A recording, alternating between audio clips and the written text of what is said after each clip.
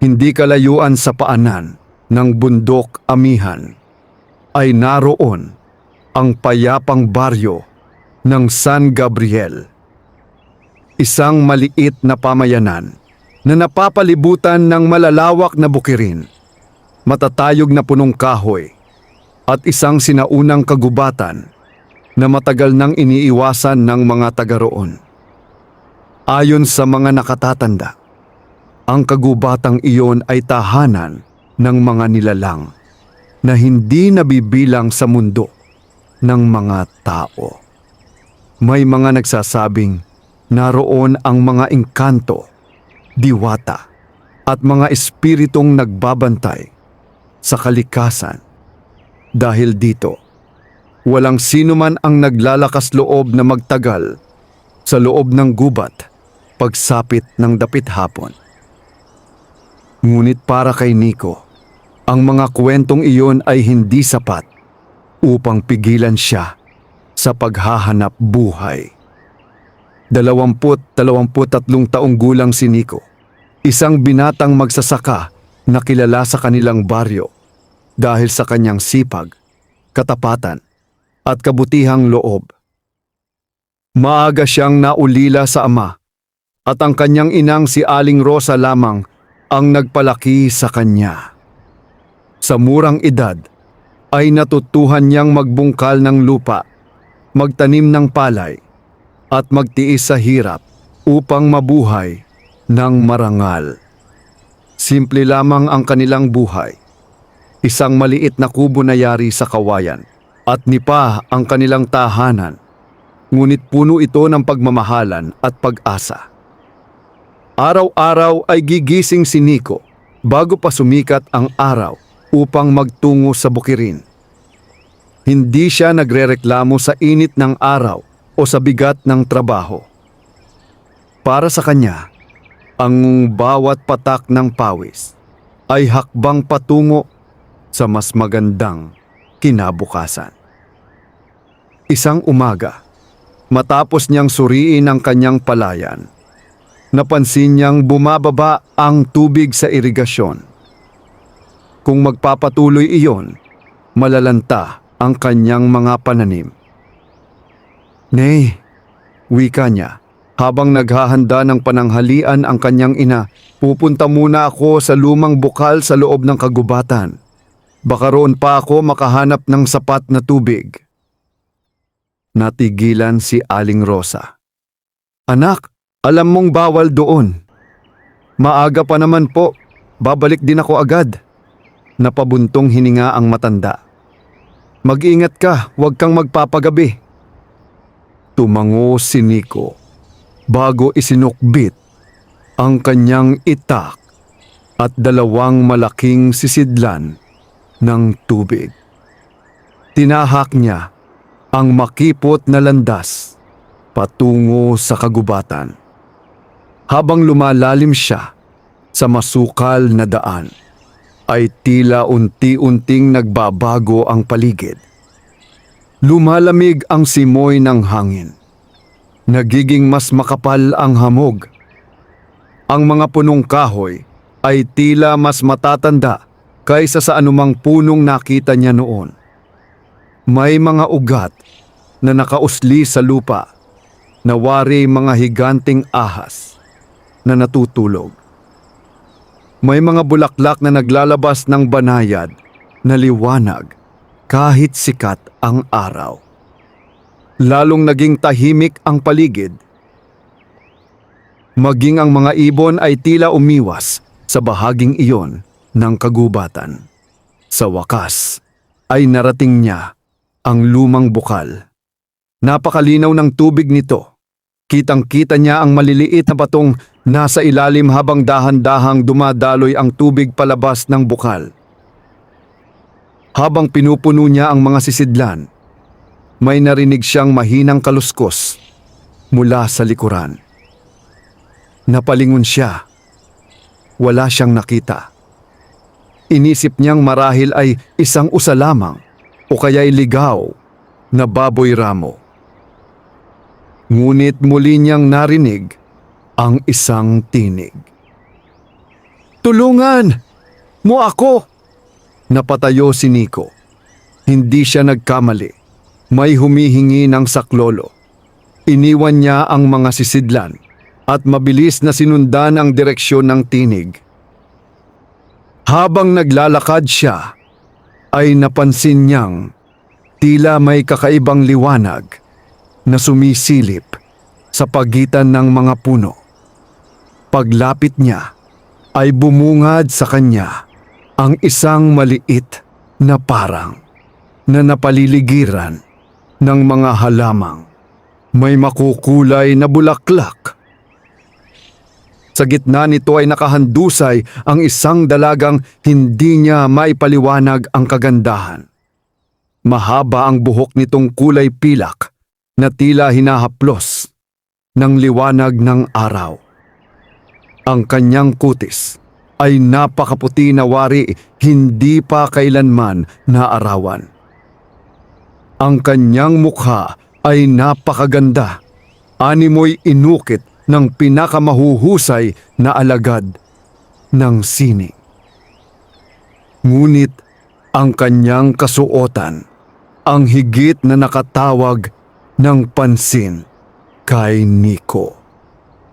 Hindi iyon yari sa telang karaniwang ginagamit ng tao. Mistulang hinabi iyon mula sa manipis na sinag ng buwan at mga talulot ng bulaklak. May sugat ang dalaga sa kanya. Sa kanyang kaliwang paa. Patuloy itong dumudugo. Agad lumuhod si Nico. Binibini, naririnig mo ba ako? Dahan-dahang dumilat ang dalaga. Napatigil si Nico nang makita niya ang kanyang mga mata. Kulay esmeralda ang mga iyon at tila kumikislap na parang mga hiyas. Tulungan mo ako! Mahina ang tinig nito. Hindi na nagdalawang isip si Nico. Agad niyang pinunit ang laylayan ng kanyang damit upang gawing benda.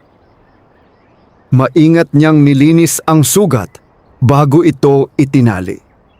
Habang ginagawa niya iyon, ay hindi maalis ang tingin ng dalaga sa kanya. Parang naguguluhan ito. Bakit mo ako tinutulungan? Napangiti si Nico. Dahil kailangan mo ng tulong. Hindi mo ba ako kilala? Hindi. Kung malaman mo kung sino ako, baka matakot ka. Umiling si Nico. Ang nakikita ko ngayon ay isang sugatang dalaga. Yun lang ang mahalaga. Bahagyang nangilid ang luha sa mga mata ng dalaga. Marahil ay matagal na siyang hindi nakarinig ng ganoong mga salita. Sinubukan nitong tumayo ngunit agad ding napangiwi sa sakit. Huwag kang gagalaw. Maingat siyang yumuko. Papasanin na lang kita. Bakit? Hindi kita maaaring iwan dito. Nag-atubili ang dalaga. Ngunit dahil sa kanyang kalagayan ay wala na siyang magawa. Maingat siyang binuhat ni Nico. Magaan ang katawan nito na tila wala halos timbang. Habang naglalakad sila palabas ng parang ay napansin ni Nico na tila unti-unting umiihip ang malamig na hangin. Kasabay nito ay nagsimulang gumalaw ang mga dahon kahit walang bagyo. May mga aninong mabilis na naglalaho sa pagitan ng mga puno. Parang may mga matang lihim na nagmamasid sa kanilang dalawa. Ngunit hindi iyon pinansin ni Nico. Mas mahalaga ang mailigtas ang dalaga. Nang makarating sila sa kanyang kubo, ay agad silang sinalubong ni Aling Rosa. Nagulat ito nang makita ang magandang estranghera. Nico, sino siya? Nakita ko po siyang sugatan sa kagubatan. Agad na tinulungan ng matanda ang binata. Nilinis nila ang sugat ng dalaga at pinahiga ito sa kama. Lumipas ang ilang oras. Pagsapit ng gabi, ay unti-unting nagkamalay ang dalaga. Tahimik niyang pinagmasdan ang maliit na kubo. Pagkatapos ay tumingin siya kina Nico at Aling Rosa. "Salamat," ngumiti ang matanda. "Wala kang dapat ipagpasalamat. Ang tumulong sa nangangailangan ay tungkulin ng bawat tao." Napababa ng tingin ang dalaga.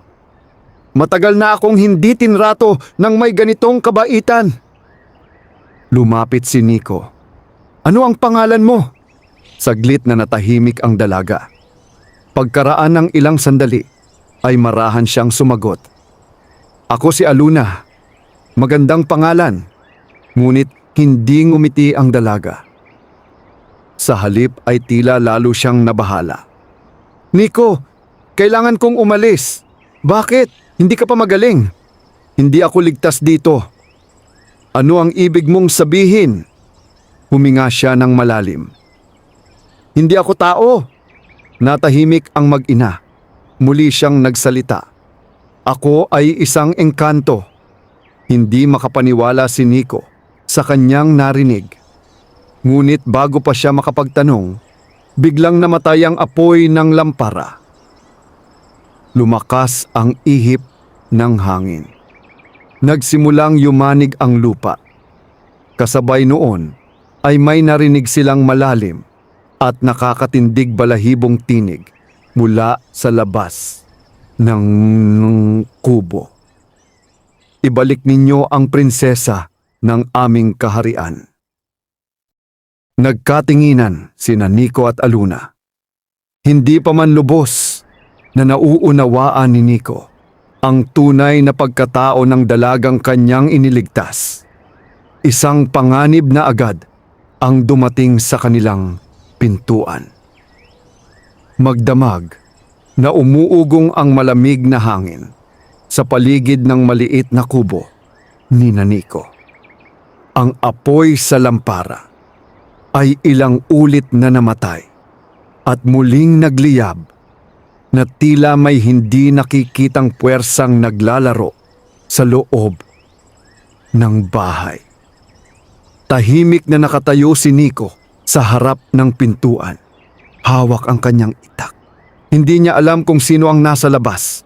Ngunit batid niyang ang tinig na kanilang narinig ay hindi pag-aari ng karaniwang tao. Samantala, si Aluna ay namumutla habang mahigpit na nakakapit sa gilid ng higaan. "Nico," mahina niyang sambit, "huwag mong bubuksan ang pinto." Napalingon ang binata. "Bakit? Kung may naghahanap sa iyo, mas mabuting makausap natin sila." Umiling si Aluna. "Hindi sila makikipag-usap. Ang utos sa kanila ay ibalik ako sa aming kaharian kahit labag sa aking kalooban." Nagtaka si Nico. "Kung prinsesa ka, bakit tila ayaw mong sumama sa kanila?" Bago pa makasagot si Aluna, ay muling narinig ang tinig mula sa labas. "Alam naming narito ka, Prinsesa Aluna. Huwag mong hayaang madamay ang mga taong tumulong sa iyo." Napatingin si Aling Rosa sa anak. "Anak, mag-ingat ka!" Tumango si Nico at dahan-dahang binuksan ang pinto. Pagbukas nito ay bumungad ang 3 nilalang na nakasuot ng baluting kulay pilak. Matatayog ang kanilang tindig at ang kanilang mga tainga ay bahagyang matutulis. Sa kanilang mga balikat ay nakasabit ang mahahabang balabal na tila hinabi mula sa hamog ng madaling araw. Hindi sila mukhang mabangis, ngunit mababanaag sa kanilang mga mata ang mahigpit na pagsunod sa tungkulin. Ang nasa gitna ay bahagyang yumuko. "Hindi namin nais manakit, binata. Isa kaming mga tagapagbantay ng kaharian ng mga engkanto." Tahimik lamang na nakinig si Nico. "Narito kami upang kunin ang aming prinsesa." Tumayo si Aluna mula sa higaan kahit hirap pa siyang igalaw ang kanyang nasugatang paa. Hindi ako sasama. Nagulat ang tatlong tagapagbantay. Prinsesa! Huwag ninyo akong pilitin! Lumapit ang pinuno ng mga bantay. Nag-aalala ang hari! Buong kaharian ang naghahanap sa inyo! Mahinang napapikit si Aluna. Hindi pa ako handang bumalik. Ngunit kailangan ninyo. Mariing umiling ang dalaga. Hindi. Lumalim ang katahimikan. Nagkatinginan ang tatlong bantay. Kitang-kita sa kanilang mga mukha ang pag-aalinlangan. Sa wakas ay nagsalita ang kanilang pinuno. Patawad po, prinsesa. Unti-unti niyang inilabas ang isang kumikislap na tanikala. Napaatras si Aluna. Nangangahas ba kayong gapusin ako? Utos po ito ng hari. Bago pa sila makalapit ay humarang si Nico. Huwag ninyo siyang pilitin. Napatingin sa kanya ang pinuno. Binata, wala kang kinalaman dito. May kinalaman ako dahil nasa bahay ko siya. Hindi mo nauunawaan ang iyong ginagawa. Ang nauunawaan ko ay ayaw niyang sumama. Bahagyang humanga ang mga bantay sa katatagan ng binata. Ngunit hindi sila maaaring sumuway. Unti-unti silang lumapit. Sa sandaling iyon ay biglang nagliwanag ang kwintas na suot ni Aluna. Umihip ang napakalakas na hangin. Nagkalasugan ang mga dahon sa paligid ng kubo. Napaatras ang tatlong bantay. Hindi inaasahan, maging ni Aluna ang nangyari. Ang kapangyarihan ng banal na punong buhay, bulong ng pinuno. Unti-unting humupa ang hangin. Tahimik na nagsalita ang bantay. Prinsesa, mukhang pinoprotektahan kayo ng sinaunang mahika. Nagkaroon ng mahabang katahimikan. Sa huli, ay ibinaba ng pinuno ang kanyang sandata.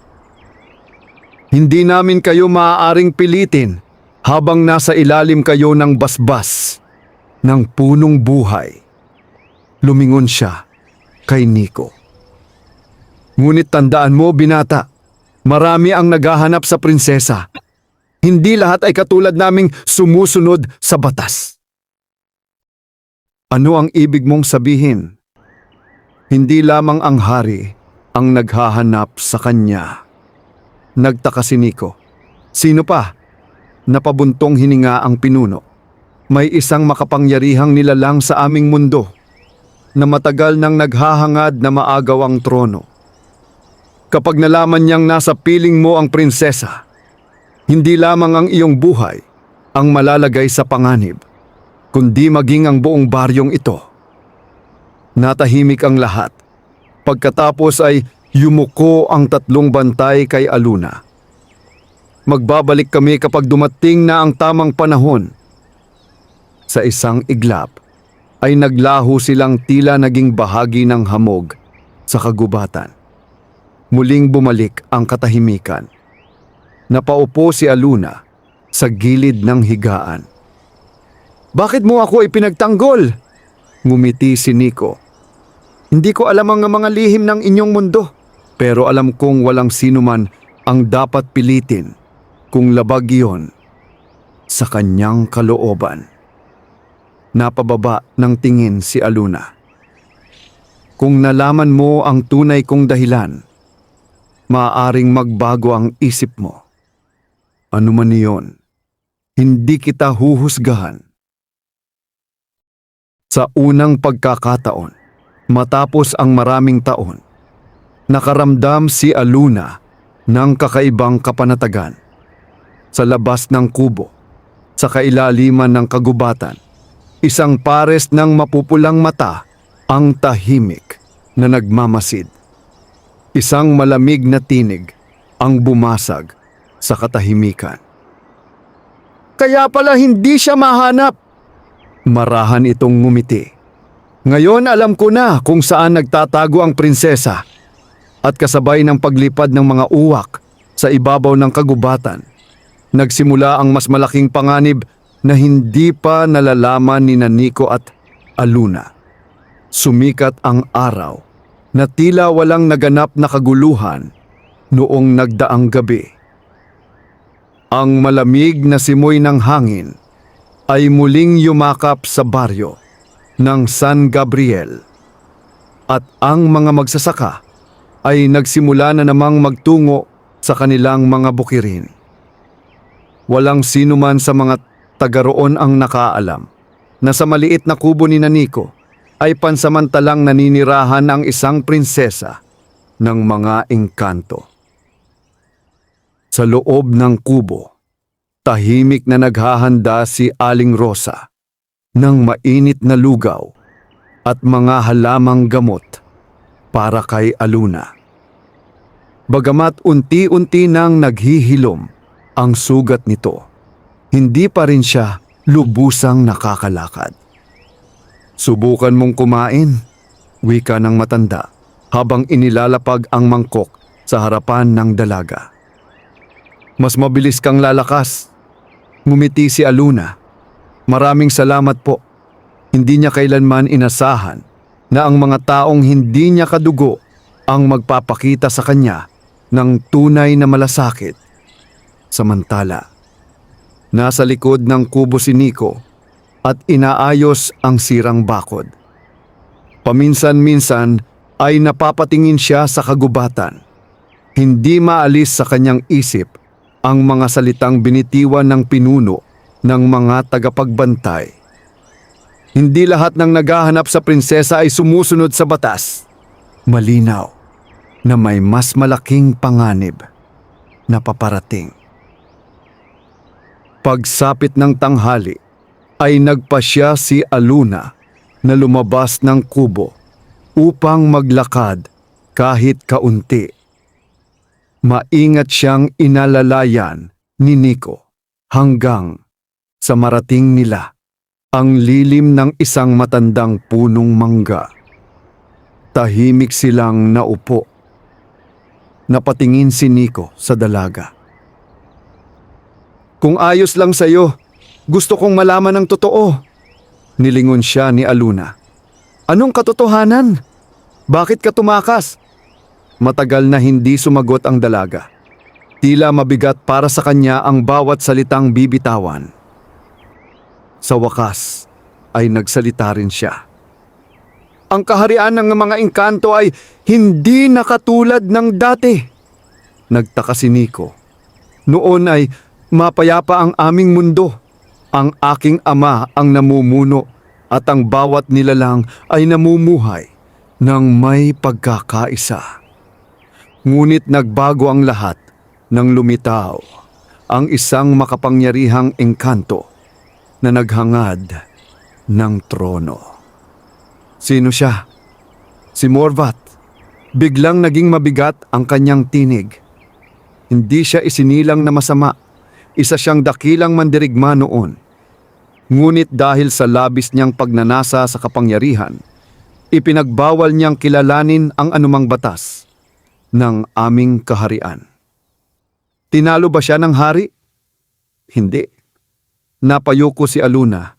Nakulong lamang siya gamit ang sinaunang mahika ng aming mga ninuno. Napakunot noo si Nico. Kung ganun, bakit kanya hinahanap? Tahimik na huminga si Aluna. Dahil ako ang susi sa kanyang paglaya. Natahimik si Nico. Hindi niya inaasahan ang sagot.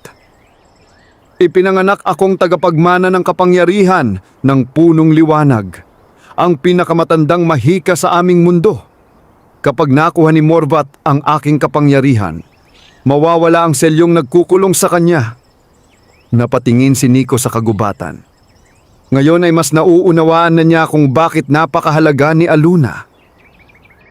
Sa kailaliman ng sinaunang kagubatan, sa isang lugar na hindi naaabot ng karaniwang tao, nakatayo ang isang napakalaking kastilyong yari sa maitim na bato. Hindi ito natatamaan ng sikat ng araw. Makapal na ulap ang palaging nakabalot sa paligid nito. Sa loob ng malawak na bulwagan ay nakaluhod ang ilang maiitim na nilalang sa harap ng isang trono. Sa trono ay nakaupo ang isang matangkad na lalaki na may mahabang buhok na kulay abo at mga matang tila nagliliyab sa pulang apoy. Siya si Morvath. Tahimik siyang nakatingin sa isang salaming yari, sa itim na kristal. Unti-unting lumitaw sa salamin ang larawan ni Nico at Aluna habang nag-uusap sa ilalim ng puno. Ngumiti si Morvath. Kaya pala hindi ka matagpuan. Lumapit ang isa sa kanyang mga tauhan. Panginoon, ipag-uutos po ba ninyo ang pagdakip sa prinsesa? Umiling si Morvath. Hindi pa. Bakit po? Tinitingnan ko ang binatang tao. Nagulat ang kanyang tauhan. Isang tao lamang siya. Doon ka nagkakamali. Patuloy na nakatingin si Morvath sa larawan ni Nico. May kakaibang liwanag ang kanyang puso. Hindi ko po nauunawaan. Bihira akong makakita ng taong hindi natatakot sa aming lahi. Tumayo si Morvath. Ngunit ang kabutihan ng tao ang pinakamadaling sirain. Isang malamig na ngiti ang sumilay sa kanyang mukha. Kapag napilitan siyang pumili sa pagitan ng kanyang baryo at ng prinsesa, bahagya siyang tumawa. Ako mismo ang magpapakita sa kanya ng tunay na anyo ng desperasyon. Kinagabihan, habang natutulog ang buong baryo, muling nakaramdam si Aluna ng kakaibang presensya. Bigla siyang nagising. Tahimik niyang binuksan ang bintana. Sa gilid ng kagubatan ay may isang nilalang na nakasuot ng maitim na balabal. Hindi niya makita ang mukha nito. Ngunit sapat na ang maramdaman niya ang mabigat nitong kapangyarihan upang manginig siya sa takot. Hindi iyon isa sa mga tagapagbantay.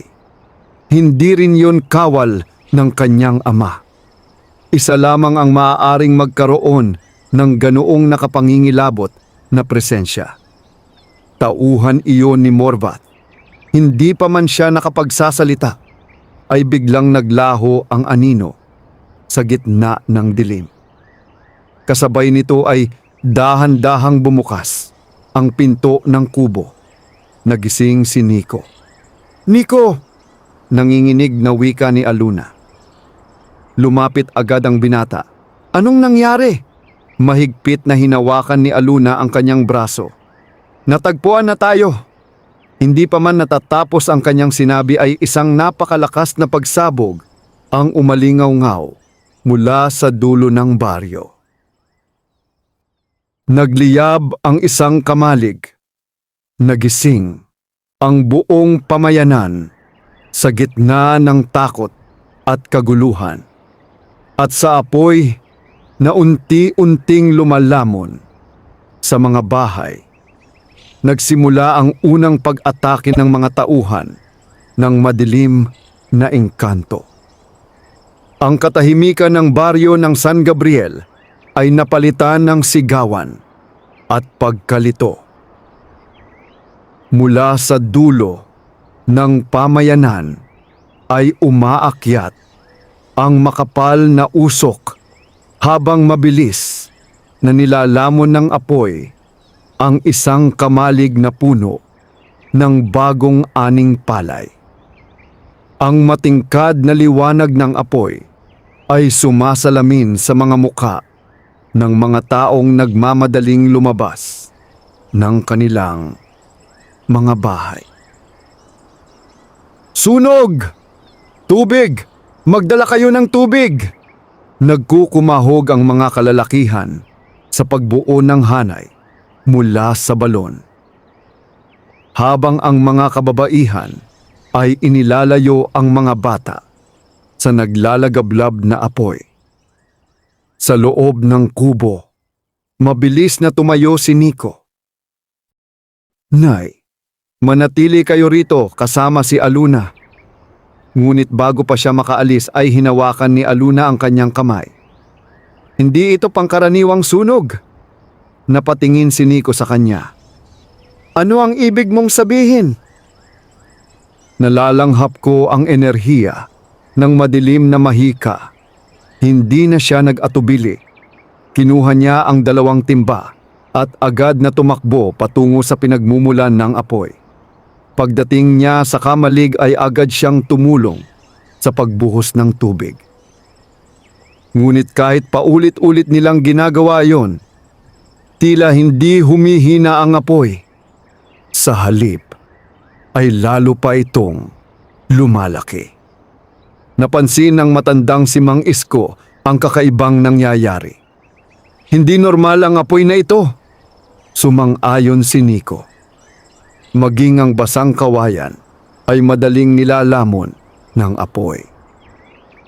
Parang buhay ang apoy na ayaw magpatalo. Habang abala ang lahat, may isang batang babae ang napasigaw. Itay! Napalingon ang lahat. Sa kabilang bahagi ng kamalig ay bumagsak ang malaking troso na siyang humarang sa daanan ng isang maliit na bata. Unti-unti nang kinakain ng apoy ang paligid nito. Walang makalapit. Mainit na mainit ang apoy. Hindi nagdalawang isip si Nico. Nico, huwag! Sigaw ni Mang Isko. Ngunit tumakbo na ang binata. Tinakpan niya ng basang sako ang kanyang ulo at buong lakas na sumugod sa gitna ng apoy. Napapikit ang mga tao. Akala nila'y hindi na siya makalalabas. Ilang saglit ang lumipas. Pagkatapos ay lumitaw si Nico mula sa makapal na usok. Pasan ang umiiyak na bata. Napalakpakan ang mga tao sa labis na tuwa. Salamat sa Diyos! Agad na niyakap ng ama ang kanyang anak. Ngunit hindi pa natatapos ang panganib. Biglang umihip ang isang malamig na hangin. Kasabay nito ay tila huminto ang paggalaw ng apoy. Unti-unti itong nagtipon sa gitna ng kamalig. Nagulat ang lahat nang magsimulang magkaroon ng hugis ang apoy. Unti-unti, itong naging isang napakalaking nilalang na yari sa nagliliyab na apoy. Napaatras ang mga tao sa matinding takot. Ano yan? Hindi sumagot si Aluna. Akararating lamang kasama si Aling Rosa. Sa halip ay namutla ang kanyang mukha. Isa itong nilikhang espiritu ng apoy. Napalingon si Nico. Ibig mong sabihin, ipinadala ito ni Morvat. Unti-unting lumingon ang nilalang kay Aluna. Ang nagliliyab nitong mga mata ay tumuon sa prinsesa. Sa loob ng isip ng bawat naroroon ay umalingaw-ngaw ang isang malamig na tinig. Isuko ninyo ang prinsesa at ililigtas ko ang baryong ito. Nagkatinginan ang mga tao. Hindi nila alam ang gagawin. Hindi nila nauunawaan ang nangyayari. Ngunit malinaw nilang narinig ang salitang prinsesa. Napatingin ang ilan kay Aluna. May pagkalito sa kanilang mga mata. Napansin yon ni Aluna. Dahan-dahan siyang humakbang paatras. Nico! Nauunawaan niya ang maaaring mangyari. Kung malalaman ng buong baryo na siya ang dahilan ng panganib, baka siya mismo ang itaboy ng mga taong minsang tumanggap sa kanya. Ngunit bago pa makapagsalita ang sinuman, ay humakbang si Nico sa harap niya. Kung may kailangan ka, malakas niyang sabi sa nilalang, ako ang harapin mo. Tumawa ang espiritu. Isa ka lamang hamak na tao. Maaaring tao lang ako. Mas hinigpitan ni Nico ang hawak sa kanyang itak. Pero hindi kita hahayaang manakit ng inosente. Sa isang iglap ay sumugod ang nilalang. Ibinagsak nito ang naglalagablab na kamao kay Nico. Mabilis na umiwas ang binata, ngunit tumilapon siya sa lakas ng hangin na dulot ng pag-atake. Napabagsak siya sa lupa. "Nico!"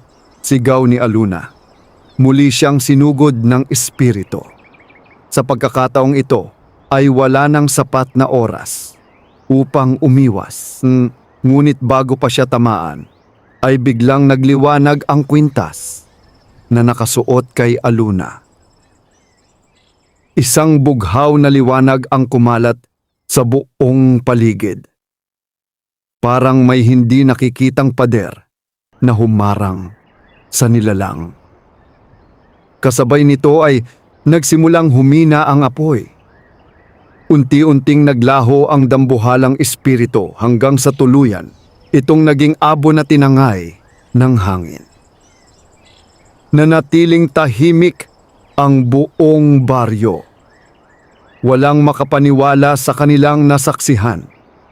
Ang apoy na ilang oras nilang hindi naapula ay biglang nawala. Lahat ng mata ay nakatingin ngayon kay Aluna. Humakbang si Mang Isko. "Anak!" Nag-aalangan ang kanyang tinig. "Sino ka ba talaga?" Napayuko si Aluna. Alam niyang dumating na ang sandaling hindi na niya maitatago ang kanyang tunay na pagkatao. Bago pa siya makapagsalita, ay humawak si Nico sa kanyang balikat. Hindi mahalaga kung sino siya.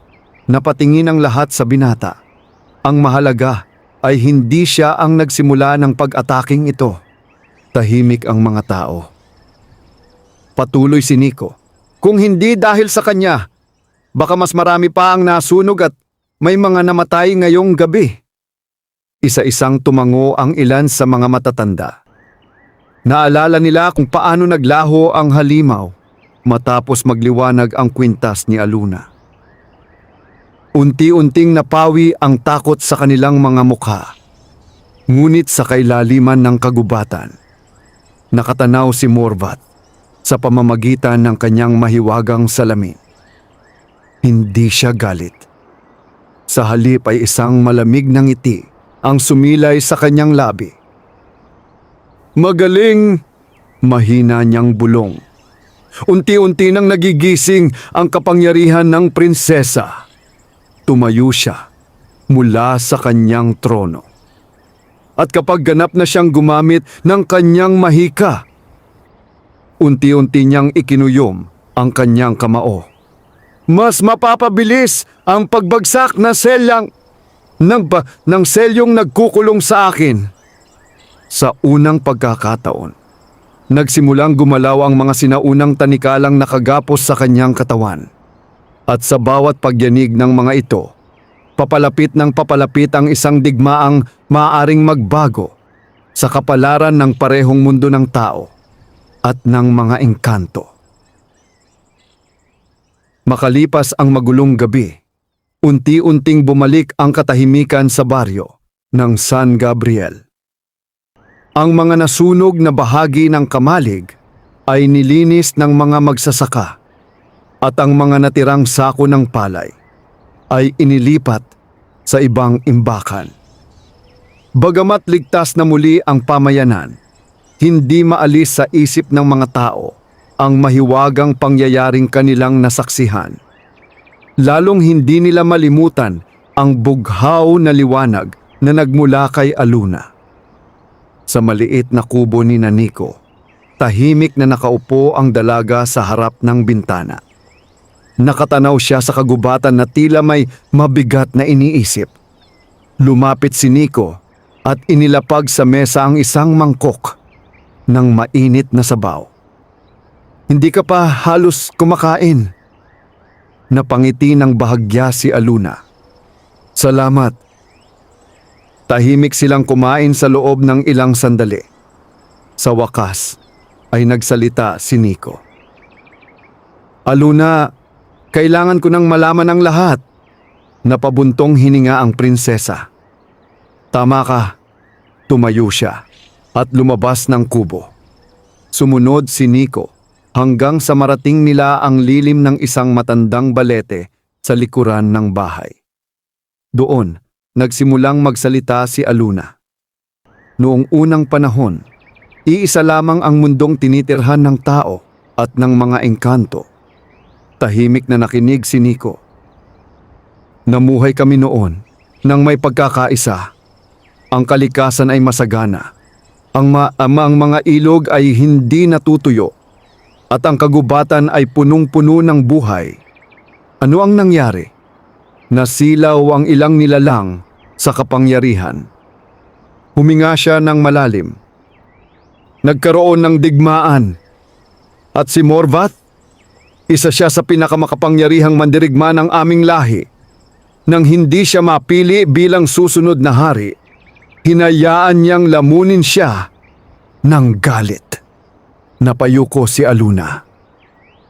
Tinangka niyang angkinin ang kapangyarihan ng sagradong punong buhay. Ano iyon? Sapagkat ang punong buhay ang pinagmumulan ng lahat ng mahika sa aming kaharian. Tahimik na nakinig si Nico.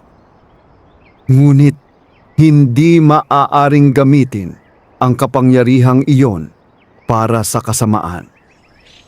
Kaya siya nakulong, tumango si Aluna. Pinagsama-sama ng aking mga ninuno ang kanilang lakas upang ikulong si Morvath sa isang sinaunang selyo. Napatingin si Nico sa kwintas na suot ni Aluna. Yan ba ang dahilan kung bakit nagliwanag ang kwintas mo? Dahan-dahang hinawakan ni Aluna ang kwintas. Ito ang selyo ng liwanag. At ano ang kaugnayan nito sa iyo? Ako ang susunod na tagapag-ingat nito. Natahimik si Nico. Ngayon niya lubos na naunawaan kung gaano kabigat ang responsibilidad ng dalaga. Sa kabilang dako ng kagubatan, sa loob ng madilim na kastilyo ni Morvath, lumuhod ang isang itim na nilalang sa harap ng kanyang Panginoon. Panginoon, may balita ka ba? Opo, sabihin mo. Patuloy na pinoprotektahan ng binatang magsasaka ang prinsesa. Bahagyang ngumiti si Morvath. Hindi ako nagkamali. Tungkol saan po? Sa kanyang puso. Tumayo si Morvath at lumapit sa malaking salaming itim. Hindi natin siya matatalo gamit lamang ang lakas. Kaya ano po ang inyong plano? Sumilay ang malamig na ngiti sa kanyang labi. Sisirain natin ang kanyang tiwala. Kinahapunan, muling nagtungo si Nico sa bukirin upang tingnan ang kanyang mga pananim. Habang siya'y nagbubungkal ng lupa, ay may narinig siyang sigaw. Nico! Lumingon siya. Si Mang Isko yon. Huwag kang lalalapit! Tumakbo si Nico. Ngunit pagdating niya sa matanda, ay wala itong sugat. Sa halip ay tila natataranta lamang. May nakita akong kakaibang nilalang sa kagubatan. Saan? Itinuro nito ang bahay ninyo bago naglaho. Napakunot noo si Nico. Mabilis siyang tumakbo pa uwi. Habang papalapit siya sa kanilang kubo, ay napansin niyang bukas ang pinto. Nay! Walang sumagot. Mas bumilis ang tibok ng kanyang dibdib. Pumasok siya sa loob. Naroon si Aling Rosa. Ngunit wala si Aluna. Nay! Lumapit ang matanda. Nico! Saan si Aluna? May batang babae ang dumating. Batang babae? Oh! Sinabi niyang nasugatan ka raw sa kagubatan. Nanlaki ang mga mata ni Nico. Hindi totoo iyon. Pagkarinig niyon ay agad siyang tumakbo. Hindi na nag-aksaya ng oras si Nico. Agad siyang sumugod patungo sa kagubatan.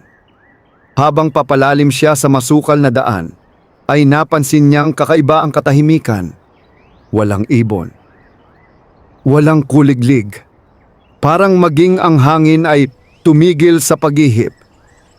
Hanggang sa marating niya ang isang maliit na parang Sa gitna nito ay nakatayo si Aluna. Ngunit hindi siya nag-iisa. Sa kanyang harapan ay nakatayo ang isang lalaking nakasuot ng maitim na balabal. Hindi makita ang mukha nito, ngunit sapat na ang malamig na presensya nito upang maramdaman ni Nico ang matinding panganib. Unti-unting lumingon ang estranghero kay Nico. Ikaw pala ang magsasakang pinili ng prinsesa. Mahigpit na hinawakan ni Nico ang kanyang itak. Sino ka? Dahan-dahang ibinaba ng lalaki ang kanyang hood. Lumitaw ang maputlang mukha nito at ang mapupulang matang tila nagbabaga. Ngumiti ito. Ako si Kael. Kanang kamay ni Morvat. Nagkatinginan sina Nico at Aluna. Alam nilang hindi nagkataon ang kanilang pagkikita. Ito ang simula ng mas mapanganib na laban na naghihintay sa kanila. Nangingibabaw ang katahimikan sa maliit na parang sa kailaliman ng kagubatan. Tanging ang marahang pag-aspas ng mga dahon ang maririnig habang magkatapat na nakatayo sina Nico, Aluna, at ang misteryosong nilalang na nagpakilalang si Kael. Hindi pangkaraniwan ang presensya nito. Ang hangin sa paligid ay tila bumibigat sa bawat sandaling lumilipas. Ang mga damo sa kanyang paanan ay unti-unting nalalanta at ang mga bulaklak na sagana sa kulay kanina lamang ay nagsimulang malaglag ang mga talulot. Tahimik na pinagmasdan ni Nico ang lalaki. Ano ang gusto mo? Matatag niyang tanong. Bahagyang ngumiti si Kael. Napakadirekta mong magsalita. Hindi sumagot si Nico. Lumapit ng ilang hakbang si Kael. Narinig ko ang maraming kwento tungkol sa iyo. Wala akong pakialam sa mga kwento. Ngunit ako ay mayroon. Huminto si Kael ilang di pa ang layo sa binata. Isang simpleng magsasaka na naglakas loob tumulong sa prinsesa ng mga engkanto. Hindi ba't kahanga-hanga yun? Maring nagsalita si Aluna. Layuan mo siya! Hindi man lamang siya nilingon ni Kael. Prinsesa, hindi ikaw ang pakay ko ngayon. Napakunot ang noo ni Aluna. Kundi ang taong nasa tabi mo. Napahigpit ang pagkakahawak ni Nico sa kanyang itak. Kung may sasabihin ka, sabihin mo na. Tumawa ng mahina si Kael. Hindi ako naparito upang makipaglaban. Kung ganun, bakit ka narito? Ipinadala ako upang bigyan ka ng pagkakataon. Nagkatinginan sina Nico at Aluna. Anong pagkakataon? Malamig ang ngiti ni Kael. Ibigay mo sa amin ang prinsesa. Mariing umiling si Nico. Hindi. Huwag kang magmadali. Itinaas ni Kael ang kanyang kanang kamay. Sa isang iglap ay lumitaw sa hangin ang tila salamin na gawa sa itim na usok. Unti-unting nabuo rito ang larawan ng baryo ng San Gabriel. Nakita ni Nico ang kanyang kubo, ang bukirin, ang mga kapitbahay, pati ang kanyang inang si Aling Rosa. Nakikita mo ba sila? Tanong ni Kael. Hindi sumagot si Nico. Napakadaling burahin ang baryong iyon. Mahinang napasinghap si Aluna. Huwag mong gawin yan! Hindi siya pinansin ni Kael. Sa halip ay nakatingin lamang siya kay Nico. Isa lamang ang kailangan mong gawin. Hindi. Hindi pa man natatapos ni Kael ang kanyang sinasabi ay agad na tumanggi si Nico. Nagulat maging si Kael. Hindi mo pa naririnig ang buong alok ko, mambaban ako. Hindi ko na kailangang marinig. Bakit? Kung ang kapalit ng kaligtasan ay pagtataksil sa isang taong walang kasalanan, hindi iyon tunay na kapayapaan. Saglit na natahimik si Kael. Pagkaraan ng ilang sandali ay tumawa siya.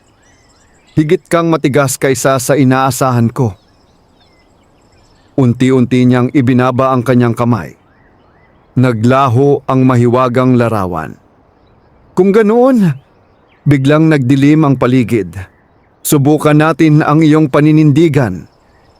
Sa isang kisap mata ay naglaho si Kael. Napalingon sina Nico at Aluna sa iba't ibang direksyon. "Huwag kang lalayo sa akin!" bulong ni Aluna.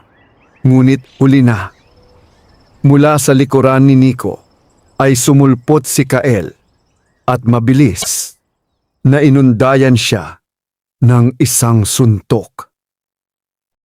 Naipangtanggol ni Nico ang kanyang itak, ngunit tumilapon pa rin siya sa lakas ng tama. Bumagsak siya sa lupa. "Nico!" sigaw ni Aluna. Mabilis siyang tumayo. Bagaman nananakit ang kanyang mga braso, hindi niya binitiwan ang kanyang sandata. Ngumiti si Kael. "Hindi masama." Muling sumugod ang madilim na engkanto. Sa pagkakataong ito ay naging mas mabilis ang kanyang kilos. Sunod-sunod ang kanyang pag-atake. Pinilit ni Nico na salagin ang bawat isa. Bagamat wala siyang mahika, sanay siya sa mabibigat na gawain sa bukid. Matatag ang kanyang katawan. Ngunit malinaw na dehado siya. Isang malakas na sipa ang tumama sa kanyang tagiliran. Napaluhod siya. Agad na lumapit si Aluna. "Nico, wag!" mahigpit niyang sinabi. "Huwag mong gamitin ang kapangyarihan mo." "Bakit? Kapag ginamit mo na naman ang selyo ng liwanag, mas mapapalapit si Morvat sa layunin niya." Napahinto si Aluna. Alam niyang tama si Nico. Iyon mismo ang ikinatatakot niya. Samantala, nakangiting pinagmasdan sila ni Kael. "Yan ang gusto kong makita." Ano? Ang pag-aalinlangan. Unti-unti siyang naglakad palapit. Kapag dumating ang sandaling kailangan mong mamili, tumingin siya kay Aluna. Sa pagitan ng kapangyarihan at ng buhay ng taong mahalaga sa iyo. Bahagya siyang ngumiti. "Ano ang pipiliin mo, prinsesa?" Bago pa makasagot si Aluna, ay biglang umalingaw-ngaw ang isang malakas na busina mula sa kagubatan. Napalingon si Kael. Ilang sandali lamang ay lumitaw ang 3 pamilyar na nilalang. Sila ang mga tagapagbantay ng kaharian ng mga engkanto. Nakahugot na ang kanilang mga espada. "Kael!" sigaw ng kanilang pinuno. "Umalis ka sa banal na kagubatan!" Napabuntong hininga si Kael. Sayang, luminga siya kina Nico at Aluna. Hindi pa ito ang ating huling pagkikita. Sa isang iglap ay naging maitim na usok ang kanyang katawan at naglaho sa pagitan ng mga puno. Dali-daling lumapit ang pinuno ng mga tagapagbantay. "Prinsesa, ligtas po ba kayo?" Tumango si Aluna. "Oo." Pagkatapos ay tumingin ang pinuno kay Nico. "Hindi pangkaraniwan ang ipinakita mong tapang." Umiling ang binata. "Hindi ko siya natalo." "Hindi." Bahagyang ngumiti ang pinuno. "Ngunit bihira ang taong nagagawang tumayo sa harap ni Kael at hindi umurong." Napatingin ang tagapagbantay sa kalangitan. Nagsisimula ng gumalaw ang mga puwersa ng kadiliman. Huminga siya ng malalim. "At natitiyak kong malapit nang dumating si Morvat mismo." Nagkatinginan sina Nico at Aluna. Batid nilang ang mga pagsubok na kanilang nalampasan ay simula pa lamang. Sa nalalapit na mga araw, hindi na lamang ang kanilang katapangan ang susubukin, kundi pati ang kanilang tiwala sa isa't isa. 2 araw ang lumipas mula nang harapin ni Nico si Kael. Bagaman tahimik na muli ang baryo ng San Gabriel, nanatili ang bigat ng pangamba sa puso ng bawat isa. Ang mga magsasaka ay nagpatuloy sa kanilang gawain, ngunit madalas silang napapalingon sa kagubatan na para bang may hinihintay na hindi nila maipaliwanag. Sa kubo ni Nico, tahimik na nag-uusap sina Aluna at ang pinuno ng mga tagapagbantay ng mga engkanto. Nalalapit na ang sandali, wika ng pinuno. Hindi na ligtas para sa prinsesa ang manatili rito. Napatingin si Nico. Ibig mong sabihin kailangan na niyang bumalik? Tumango ang pinuno. Hindi lamang para sa kanyang kaligtasan, kailangan din niyang makarating sa sagradong punong buhay. Bakit? Humihina na ang sinaunang selyong nagkukulong kay Morvath. Kung hindi mapapalakas ang kapangyarihan ng punong buhay, tuluyan itong masisira. Tahimik na yumuko si Aluna. Alam kong hindi ko na maaaring ipagpaliban. Nabanaag ni Nico ang lungkot sa kanyang mga mata. Hindi niya namalayang sa maikling panahong magkasama sila. Naging mahalaga na sa kanya ang kaligtasan ng prinsesa. Maya-maya ay nagsalita si Aling Rosa. Kung kinakailangan siyang bumalik, hindi siya dapat maglakbay ng mag-isa. Napatingin ang lahat sa matanda. Ngumiti ito kay Nico. Anak, kilala kita. Hindi ka mapapanatag hanggat hindi mo natitiyak na ligtas siya. Napabuntong hininga si Nico. Tama kayo, Nay. Lumingon siya kay Aluna. Kung papayag ka, sasamahan kita. Nanlaki ang mga mata ng prinsesa. Hindi maaari. Bakit? Napakadelikado ng aming mundo. Hindi kita hahayaang harapin yon ng mag-isa. Hindi agad nakasagot si Aluna. Sa kanyang puso ay nais niyang tanggapin ang alok ni Nico. Ngunit alam niyang maaaring ikapahamak iyon ng binata. Napansin yon ng pinuno ng mga tagapagbantay. Prinsesa, lumingon si Aluna. Marahil ay ito ang itinakda ng kapalaran. Napakunot noo siya. Anong ibig ninyong sabihin? May mga sinaunang propesiya na nagsasabing darating ang isang taong walang dugong engkanto ngunit magtatanggol sa liwanag. Tahimik ang lahat. Hindi alam ni Nico kung bakit tila siya ang tinutukoy ng pinuno. Kinabukasan, bago sumikat ang araw, naghanda na sina Nico at Aluna sa kanilang paglalakbay. Isinukbit ni Nico ang kanyang maliit na supot ng pagkain, isang sisidlan ng tubig, at ang kanyang matibay na itak na matagal nang ginagamit sa bukid. Lumapit si Aling Rosa at iniabot sa kanya ang isang maliit na telang supot. Ano po ito? Mga tuyong halamang gamot. Ngumiti ang matanda. Maaaring kailanganin ninyo sa daan. Yumakap si Nico sa kanyang ina. Mag-iingat po kayo habang wala ako. Ikaw din, anak. Pagkatapos ay humarap si Aluna kay Aling Rosa. Maraming salamat po sa lahat. Hinawakan ng matanda ang kanyang mga kamay. Huwag mong kalilimutang may tahanan kang maaaring balikan. Nangilid ang luha sa mga mata ni Aluna. Hindi na siya nakapagsalita. Kasama ang tatlong tagapagbantay. Tinahak nila ang pinakamalalim na bahagi ng sinaunang kagubatan. Habang lumalakad sila, ay unti-unting nagbabago ang paligid. Ang mga punong kahoy ay higit na matatayog. Ang mga baging ay kumikislap na tila gawa sa kristal. May mga paru-parong naglalabas ng banayad na liwanag. Sa bawat hakbang ay tila papalayo sila sa mundo ang mga tao. Napansin ni Nico ang isang ilog na ang tubig ay kulay bughaw na tila salamin. Hindi niya napigilang humanga. Napakaganda, ngumiti si Aluna. Ito ang ilog ng lunas. May kakaiba ba rito? Kayang pagalingin ng tubig nito ang sugat ng katawan. Nagpatuloy sila sa paglalakad.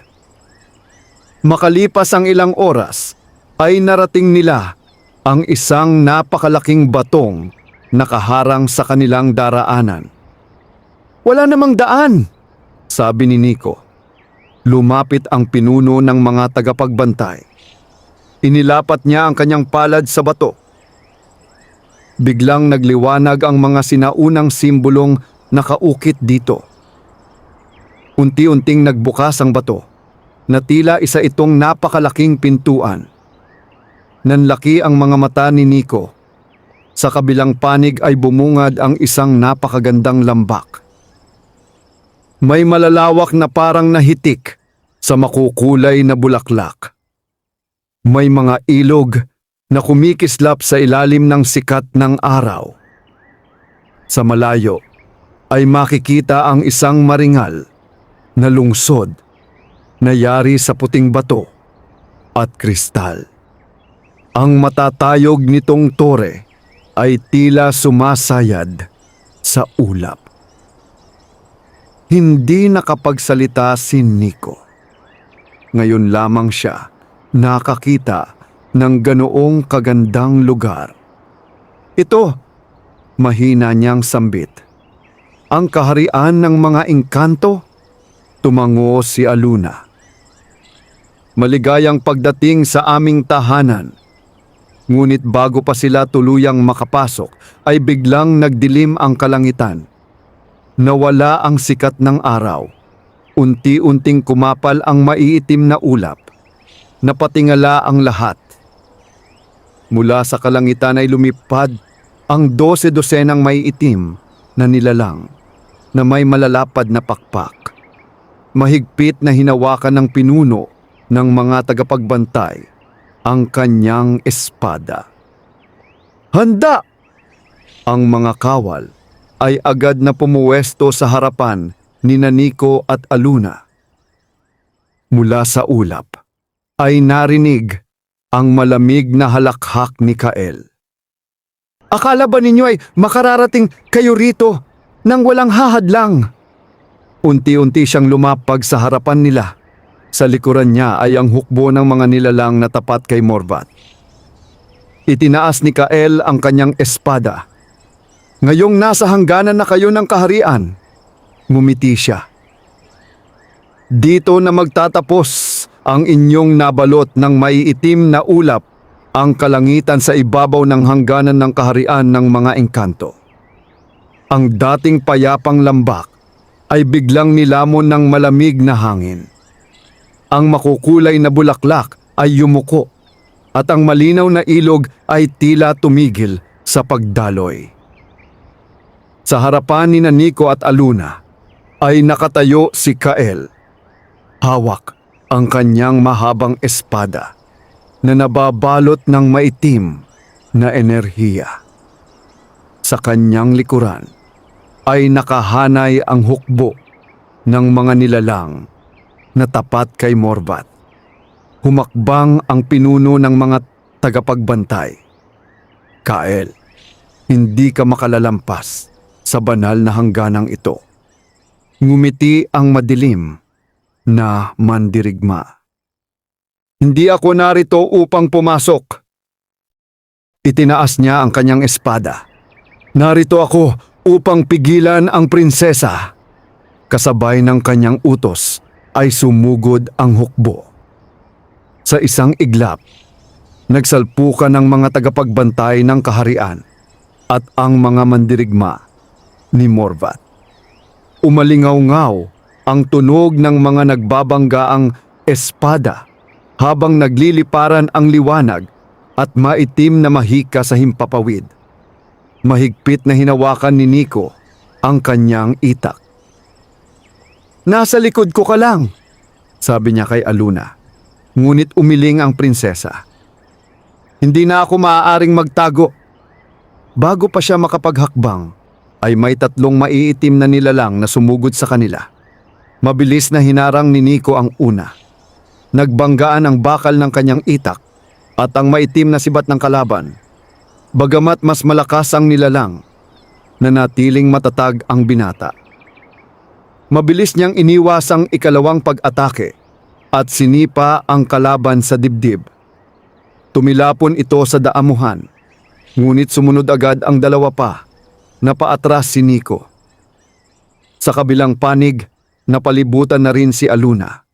Ayaw niyang gamitin ang kapangyarihan ng selyo ng liwanag, sapagkat alam niyang bawat paggamit nito ay nagpapahina sa sinaunang selyong nagkukulong kay Morvat. Ngunit habang papalapit ang mga kalaban, wala na siyang ibang pagpipilian. Dahan-dahan niyang hinawakan ang kwintas sa kanyang leeg. Kaagad itong nagliwanag. Isang banayad na bughaw na liwanag ang kumalat sa paligid, na nagtaboy sa mga nilalang na nagtatangkang lumapit. Napangiti si Kael. "Yan nga ang hinihintay namin." Napakunot noo si Aluna. "Ano ang ibig mong sabihin?" Hindi sumagot si Kael. Sa halip ay tumingala siya sa kalangitan. Sa malayong bahagi ng kagubatan, sa loob ng madilim na kastilyo, dahan-dahang nanginig ang mga tanikalang gumagapos kay Morvat. Isang maliit na bitak ang lumitaw sa sinaunang selyo. Ngumiti ang madilim na pinuno. Isa pang paggamit, mahina niyang bulong. At mas lalapit ako sa kalayaan. Sa gitna ng labanan ay napansin ni Nico ang isang batang tagapagbantay na natumba matapos tamaan ng sibat. May isa pang kalaban ang papalapit upang tapusin ito. Hindi nagdalawang isip si Nico. Tumakbo siya at buong lakas na itinulak ang batang mandirigma palayo. Ang sibat ay dumaan sa kanyang kaliwang balikat. Napangiwi siya sa matinding sakit. "Nico!" sigaw ni Aluna. Dumugo ang sugat ng binata, ngunit hindi niya ito pinansin. Muli niyang hinarap ang kalaban. Sa pagkakataong ito, ay mas matatag ang kanyang paninindigan. Pinakawalan niya ang isang malakas na hampas na nagpatumba sa kalaban. Napansin ito ng pinuno ng mga tagapagbantay. Hindi siya makapaniwala. "Isang tao," bulong niya, "ang nagsasanggalang sa aming mga mandirigma." Lumakas ang loob ng mga tagapagbantay. Sabay-sabay silang sumigaw at muling sumugod sa hukbo ni Kael. Unti-unting nabawasan ang mga kalaban. Nakita iyon ni Kael. Napabuntong hininga siya. Hanggang dito na lamang, itinaas niya ang kanyang kamay. Isang makapal na usok ang bumalot sa kanyang hukbo. Sa loob lamang ng ilang sandali, ay isa-isang naglaho ang mga nilalang. Bago tuluyang mawala, tiningnan niya sina Nico at Aluna. "Huwag kayong magdiwang." Malamig ang kanyang tinig. Natupad na ang tunay kong layunin. At sa isang iglap ay naglaho rin siya. Unti-unting luminaw ang kalangitan. Bumalik ang sikat ng araw. Tahimik na bumagsak si Nico sa kanyang tuhod habang hawak ang kanyang sugatang balikat. Mabilis na lumapit si Aluna. "Nico!" Mahigpit niyang hinawakan ang sugat ng binata. "Huwag kang gagalaw!" Muling nagliwanag ang kanyang kwintas. Ngunit sa pagkakataong ito, ay banayad lamang ang liwanag. Unti-unting nagsara ang sugat ni Nico. Bagamat nananatili ang pagod sa kanyang katawan, nawala ang matinding pagdurugo. Nagkatinginan sila. "Salamat," mahina niyang sabi. Ngumiti si Aluna. "Ikaw ang dapat kong pasalamatan." Lumapit ang pinuno ng mga tagapagbantay. Yumuko siya kay Nico. "Sa ngalan ng kaharian ng mga engkanto, kinikilala namin ang iyong katapangan." Nagulat ang binata. Hindi ko naman ginawa yon para sa gantimpala. Alam namin, ngumiti ang pinuno. Iyan mismo ang dahilan kung bakit karapat dapat kang parangalan. Pagkatapos ay tumingin siya sa malayong lungsod na kumikislap sa ilalim ng araw. Halina, malalim ang kanyang tinig. Naghihintay na ang hari. Tahimik na nagpatuloy ang kanilang paglalakbay patungo sa maringal na kaharian ng mga engkanto. Ngunit walang sino man sa kanila ang nakaalam na sa bawat paggamit ni Aluna ng selyo ng liwanag. Unti-unti ring nababasag ang sinaunang bilangguang pumipigil kay Morvath. At sa madilim na kailaliman ng kanyang piitan, nagsimula ng gumalaw ang kamay ng pinuno ng kadiliman. Matapos ang mabangis na labanan sa hangganan ng kaharian, nagpatuloy sina Nico, Aluna, at ang mga tagapagbantay sa kanilang paglalakbay. Habang papalapit sila sa kabisera ng mga engkanto, lalo pang namangha si Nico sa kagandahang bumabalot sa lugar. Ang mga punong kahoy ay may mga dahong kumikislap na tila yari sa esmeralda. Ang mga ilog ay malinaw na animoy salamin. At sa ibabaw ng mga ito ay lumilipad ang mga ibong may makukulay na pakpak na hindi pa niya kailanman nakita sa mundo ng mga tao. Sa di kalayuan ay nakatayo ang isang napakalaking palasyo na yari sa puting kristal. Ang matatayog nitong tore ay tila sumasayad sa ulap, habang ang mga pader ay kumikislap sa sinag ng araw. Hindi napigilang mapabulong ni Nico. Parang panaginip ang lugar na ito. Napangiti si Aluna.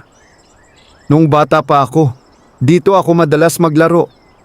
May lungkot sa kanyang tinig. Matagal na rin siyang hindi nakababalik sa kanyang tahanan. Pagsapit nila sa tarangkahan ng palasyo, ay sinalubong sila ng dalawang hanay ng mga kawal. Sabay-sabay nilang inilapat sa dibdib ang kanilang mga kamao bilang pagpupugay. Maligayang pagbabalik, Prinsesa Aluna. Dahan-dahang bumukas ang malalaking pintuan. Sa loob ay makikita ang isang malawak na bulwagan na napapalamutian ng mga haliging kristal at mga gintong ukit ng sinaunang kasaysayan ng mga engkanto. Sa pinakadulo ng bulwagan ay naroon ang isang maringal na trono. Nakaupo rito ang hari ng mga engkanto. Matangkad ang kanyang tindig, mahaba ang kanyang pilak na buhok, at sa kanyang ulo ay nakapatong ang isang koronang yari sa puting ginto at bughaw na hiyas. Nang makita niya si Aluna, ay agad siyang tumayo. Anak, napaluha si Aluna. Ama, mabilis siyang lumapit at niyakap ang hari. Matagal silang hindi nagkita. Tahimik ang buong bulwagan habang pinagmamasdan ang kanilang muling pagtatagpo. Pagkaraan ng ilang sandali ay humarap ang hari kay Nico. Ikaw ang binatang nagsapanganib ng kanyang buhay upang iligtas ang aking anak. Bahagyang yumuko si Nico bilang paggalang. Ginawa ko lamang ang nararapat, ngumiti ang hari. Iyan ang sagot ng isang taong may marangal na puso. Humakbang siya pababa mula sa trono. Sa ngalan ng kaharian ng mga engkanto, nagpapasalamat ako sa iyong kabutihan. Maya-maya ay nagpulong ang hari. Si Aluna, ang mga pinuno ng tagapagbantay, at si Nico sa isang lihim na silid. Sa gitna nito ay naroon ang isang bilog na mesa na may nakaukit na sinaunang simbolo. Inilatag ng hari ang kanyang palad sa mesa. Biglang lumitaw ang isang larawan ng sagradong punong buhay. Napansin ni Nico na may mga maitim na bitak na unti-unting gumagapang sa mga ugat nito. "Ano ang nangyayari?" tanong niya. Malungkot na sumagot ang hari. "Humihina ang kapangyarihan ng punong buhay. At iyon ang dahilan kung bakit lumalakas si Morvat?" Tumango ang hari. Sa bawat paggamit ng selyo ng liwanag, unti-unting nababawasan ang lakas ng sinaunang selyo. Napayuko si Aluna. "Patawad po, ama." Umiling ang hari. "Hindi mo kasalanan." Tahimik siyang huminga. "Kung hindi mo ginamit ang kapangyarihan mo, matagal ka nang nabihag ng mga tauhan ni Morvat." Nagkaroon ng mahabang katahimikan. Pagkaraan ay nagsalita ang isa sa mga matatandang tagapayo. "May isa pang paraan." Napalingon ng lahat. "Ang ritual ng liwanag."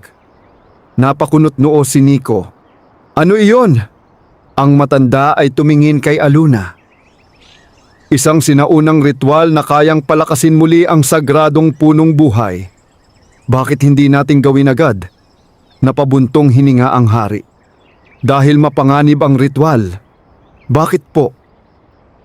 "Kinakailangan nitong magkaroon ng isang taong handang mag-alay ng sariling lakas upang buhayin ang sinaunang kapangyarihan." Tahimik ang silid. Hindi agad nagsalita si Nico. Samantala, sa madilim na kastilyo ni Morvat, mabilis na lumapit si Kael at lumuhod sa harap ng kanyang Panginoon. "Panginoon." Nakarating na sila sa kaharian. Ngumiti si Morvat. "Alam ko. Handa na po ba tayong umatake?" Tumayo si Morvat. Unti-unti niyang iniunat ang kanyang kanang kamay. Labis na ikinagulat ni Kael nang makitang bahagya na itong nakakalaya sa mga sinaunang tanikala. Nabibitak na ang selyo. Mahina ngunit puno ng galak ang kanyang tinig. "Hindi na magtatagal!" Lumapit siya sa malaking bintanang yari sa itim na kristal. Mula roon ay tanaw ang malayong kaharian ng mga engkanto. Kapag isinagawa nila ang ritual ng liwanag, malamig siyang ngumiti. "Doon ako mismo sasalakay!" Sa gabing iyon, hindi makatulog si Nico. Lumabas siya sa balkonahe ng palasyo. Sa ibaba ay tanaw niya ang buong kaharian na naliliwanagan ng libu-libong mahiwagang ilaw. Makalipas ang ilang sandali ay lumapit si Aluna. "Hindi ka rin makatulog?" Umiling ang binata. "Marami akong iniisip." Tahimik silang tumingin sa kalangitan. Pagkaraan ng ilang sandali ay nagsalita si Aluna. "Nico, lumayo ka na sana habang may panahon." Napatingin siya sa prinsesa. "Bakit?" "Dahil habang nananatili ka sa tabi ko, lalo kang nalalagay sa panganib." Ngumiti si Nico. "Noong iniligtas kita sa kagubatan, alam kong maaaring magbago ang buhay ko." Saglit siyang tumingin sa mga bituin. "Pero hindi ko pinagsisihan ang desisyong iyon." Natahimik si Aluna.